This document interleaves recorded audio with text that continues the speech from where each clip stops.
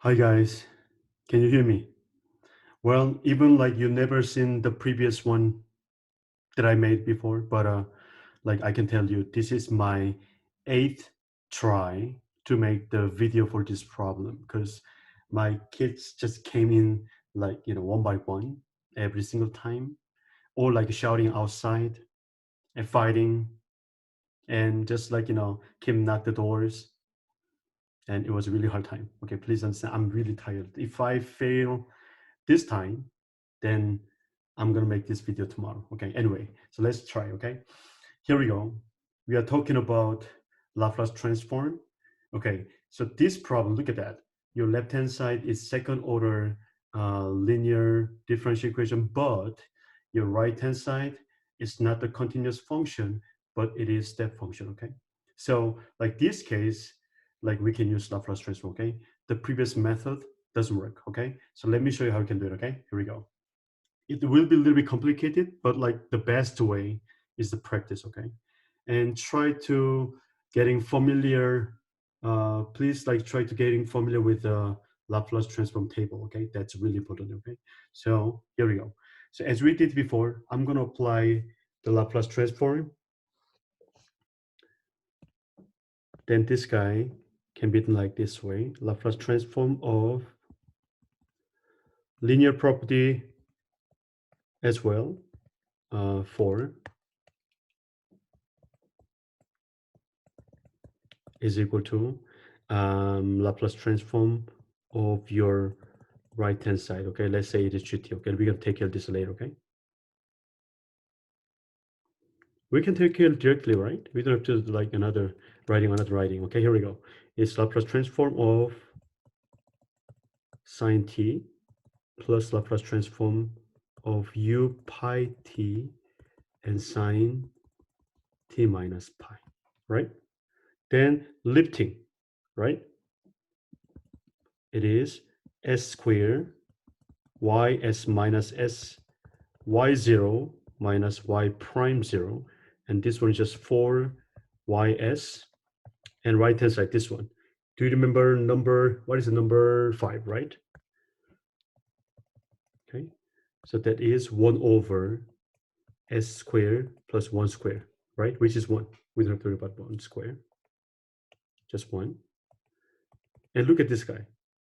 Unit step function and function, right? So this is belong to number 13. And we also have to use like sine function, which is number 5. Okay, but keep that in mind. When you look at the table, they said, look at number 13. You're, okay, let me write one here, okay? Number 13 is Laplace transform of uct times f of t minus c is equal to e to the minus cs times f of s, okay? But for here, it must be f of t minus c form, which means this guy is f of t minus c, right? So actually it is f of t minus pi, right?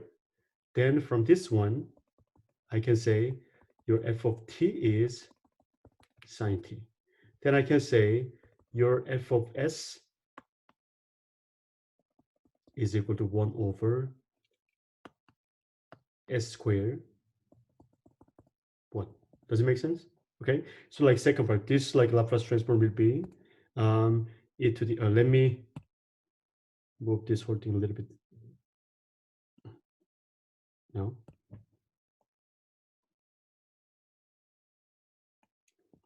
A little bit down, by better for space-wise. And this Laplace transform part is e to the minus pi s times 1 over s squared plus 1, because it is e to the minus cs times f of s. We figure like it is f of s is equal to 1 over s squared plus 1, right? And we are here now, okay? Then let me apply all the initial values. This is equal to 0 and this is equal to 0, okay? It is gone. So we have only s of y of s times s squared plus 4 only on your left hand side, and right hand side, let me rewrite it, okay? 1 over, Okay, so let me divide by s squared plus 4 on both sides, okay?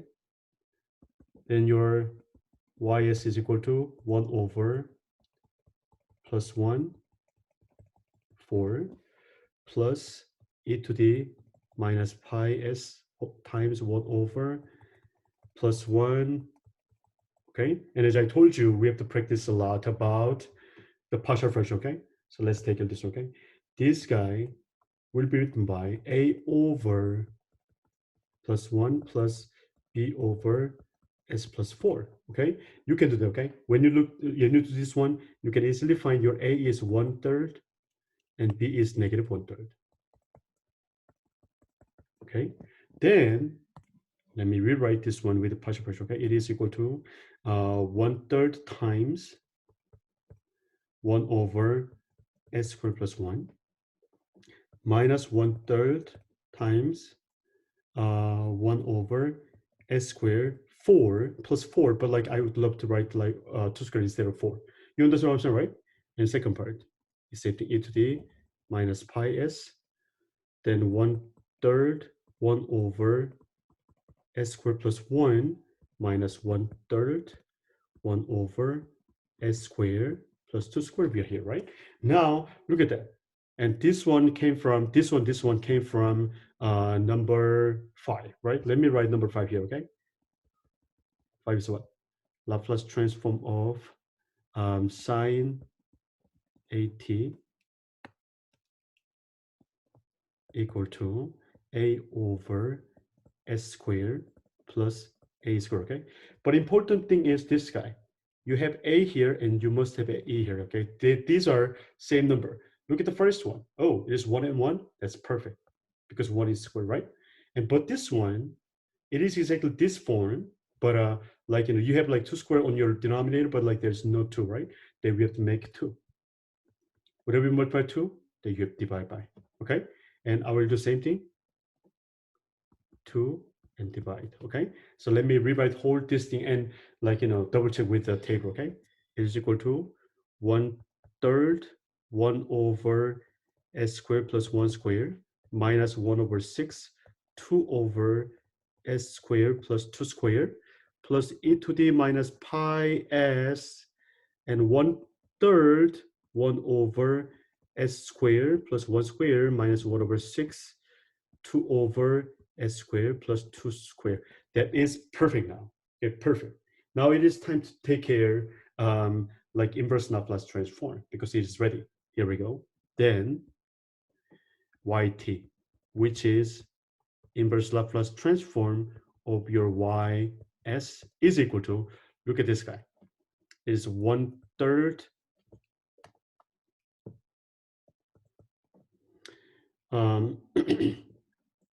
what is the inverse Laplace transform of this one? That's easy, right? It is sine t, right? Because it's 1, right? And this one is minus 1/6 and it's sine function as well. But since this is 2, it's 2t, right? Now we have to take care of this, okay? So, okay, let me come back to the like number 13. Don't forget this one, okay? It is e to the minus csn f of s, right? Which means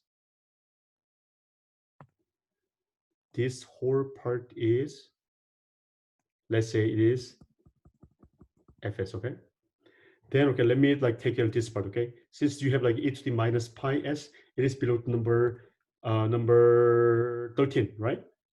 And it is plus unit step function with pi t, and you have to multiply h of t minus pi. Oh, no, sorry. F of t minus pi, right? Okay, where your ft is inverse Laplace transform of your f of s. Is that okay? But we already find it, right? Because like that's exactly this part, which means this is exactly your capital f of s, right? I mean f of t, right? So that is equal to we know it is 1/3 sine t minus 1 over 6 sine 2t. And now we're going to plug in t minus pi in there, and that's it, okay? So we're almost there. It is equal to 1/3 sine t minus 1 over 6 sine of 2t, and plus u pi t, and big parentheses we need, and it must be 1/3 sine t minus pi, right? T minus pi minus 1 over 6 sine 2 times t minus pi.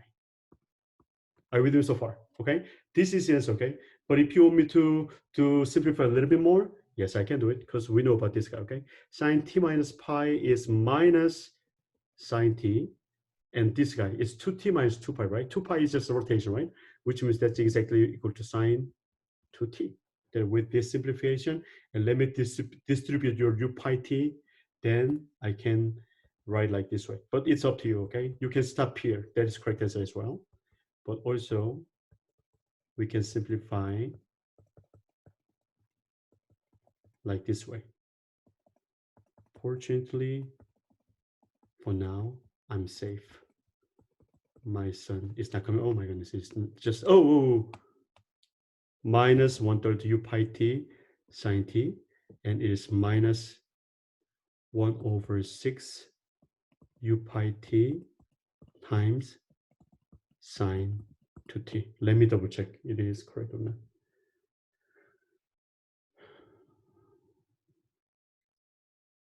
Yes, I made it. Okay, thank you.